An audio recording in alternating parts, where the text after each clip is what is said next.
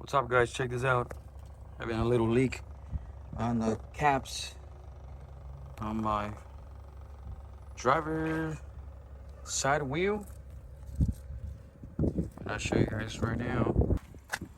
Passenger looks pretty worse, as you guys can see.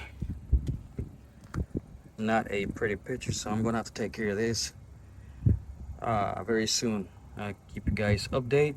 Stay tuned. Let's check the inside. You guys see, inside looks okay, so it could be, I don't know, some probably major or not. That's the passenger. Welcome back, guys. Here we go. There's the after the new part installed. As you guys can see, it looks a lot better. No leak, any of that kind. Just need a little wash the truck, make it look nice. All right, let's check the other side. Here's the other side, driver side, and there we go.